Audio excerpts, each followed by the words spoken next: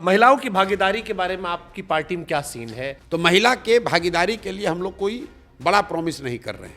मैं पहला आदमी हूं जो कह रहा हूं कि जन स्वराज की सरकार बनी 15 मिनट में शराबबंदी हटाकर फेंक देंगे। लोग कह रहे हैं कि भैया इससे तो महिला नाराज हो जाएगी। मैंने होता है होने दो, कोई दिक्कत नहीं है।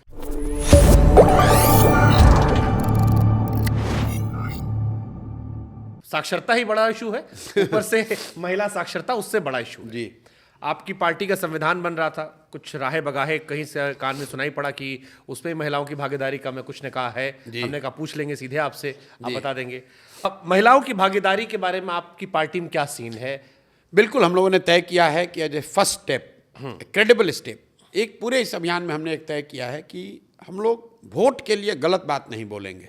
जैसे मैं कंट्रोवर्शियल बातें बोलता हूँ कि बिहार में भूमि सुधार लागू होना चाहिए। मुझे किसी ने पूछा कि भाई आप ये बोलिएगा तो सवर्ण नाराज हो जाएगा। मैंने कहा तो होता है तो हो जाए। मैं पहला आदमी हूं जो कह रहा हूं कि जन स्वराज की सरकार बनी 15 मिनट में शराबबंदी हटाकर फेंक देंगे। लोग कह रहे हैं कि भैया इससे तो महिला नाराज हो जाएगी। मैंने होता है होने दो, कोई दिक्कत नहीं है। झूठ नहीं बोलेंगे, जो सही लग रहा है वो बोलेंगे, जो जमीन पर देख रहे हैं वो बोलेंगे। और लोगों को ये बात समझ में आ रही है कि आदमी बोल रहा है बहुत कठोर बात, लेकिन अच्छी सही बात बोल रहा है। तो महिला के भागीदारी के लिए हम लोग कोई बड़ा प्रॉमिस नहीं कर रहे हैं, क्योंकि ये संभव नहीं है कि कल तक महिला बिल्कुल घर में है और कल मैं आकर कह दूं कि उसको 50% भागीदारी मिल जाएगी। लेकिन हम लोगों ने एक क्रेडिबल बात कही है कि हर लोकसभा क्षेत्र में कम से कम एक महिला नेत्री को हम लोग चुनाव जरूर लड़ाएंगे। तो मतलब बिहार में 40 जन स्वराज की उम्मीदवार जरूर महिला होंगी, और अपने आप में वो 40 उम्मीदवारों का लड़ना बिहार के इतिहास की सबसे बड़ी घटना होगी। आज तक किसी दल ने यहाँ 40 महिलाओं को विधानसभा में टिकट नहीं दिया है एक साथ। तो जन स्वराज का ये अभियान है, ये संकल्प है, और हम लोग इस बात को भी संविधान में महिलाओं की भूमिका रही जो लिखा गया है। बिल्कुल बिल्कुल। आज जो अभी 121 सदस्यीय संविधान बनाने वाली जो कमेटी है उसमें 14 महिलाएं हैं। 14 महिलाएं, और आपको लिस्ट में दे दूंगा, उसको चेक भी कीजिए आप कि 14 महिलाएं हैं कि नहीं। और ये भी देखिए कि उन महिलाओं का कैलिबर क्या है।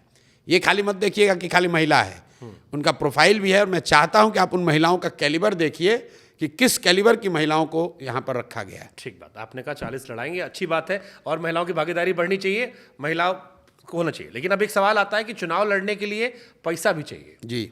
और प्रशांत किशोर जी हर जगह छाती ठोक कहते हैं पैसा चिंता मत करो जी, अभी भी कह रहे और हैं। कोई पूछता है तो कहते हैं पुराने दोस्त वोस्त बनाए थे, हो जाता है जी। अब एक कहावत है ना कि भाई जब सियासत में बीच का मरहला नहीं होता, या तो होता है या नहीं होता है। अब आप नेता ना होते तो कोई कुछ ना पूछता, अब आप नेता है तो हर आदमी खोद खोद के पूछेगा। पूछना चाहिए। तो खोद के आदमी पूछ रहा है कि भैया इतना पैसा आया कहां से? हर रोज आपका लाखों खर्चा है।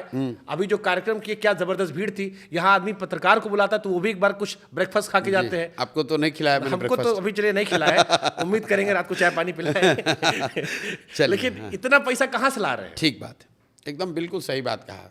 इस अभियान के लिए जो पैसा है वो पैसा उन लोगों से ले रहे हैं जिन्होंने मैंने मदद पिछले 7, 8, 10 साल में करी है।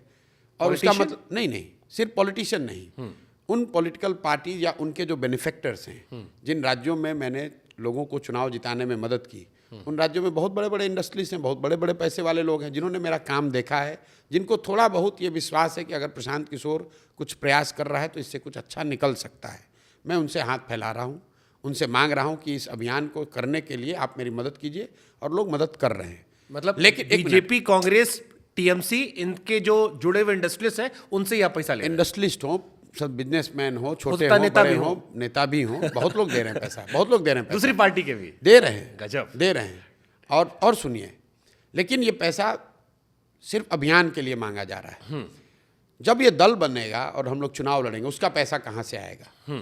उस पैसे की जो व्यवस्था हम लोगों ने की है कि बिहार में जन स्वराज का संकल्प है। जैसे आपने 2012-13 में पहली बार देखा सोशल मीडिया का प्रयोग, तो वैसे आप डिसेंट्रलाइज फंडिंग देखेंगे पहली बार बिहार में। हम लोग का लक्ष्य है कि 2 करोड़ बिहार के लोगों से 100 रुपया लिया जाएगा। हम लोग वो व्यवस्था बना रहे हैं कि आप अपने मोबाइल से 100 रुपया जन स्वराज को भेजिए, 100 रुपया, ज़्यादा नहीं। और अगर 2 करोड़ लोग 100 रुपया देंगे तो 200 करोड़ रुपया जमा हो जाएगा। और वो पैसा काफ़ी है बिहार में गरीब से गरीब आदमी को भी चुनाव लड़ाने के लिए। और इसकी पूरी जो पिरामिड हम लोगों ने बनाई है कि 2 करोड़ लोग 100 रुपया दे, 2 लाख लोग 1000 रुपया दे, और कम से कम 13 करोड़ की आबादी है बिहार की, और कम से कम 2000 आदमी ऐसा जरूर हो जो लाख रुपया दे। ये फंडिंग का पूरा ट्रांसपेरेंट व्यवस्था बनाए हैं। 2 अक्टूबर के बाद से आप इसको चेक कीजिए और मेरी गर्दन पकड़िए कि इस तरह से ये पैसा आ रहा है कि नहीं।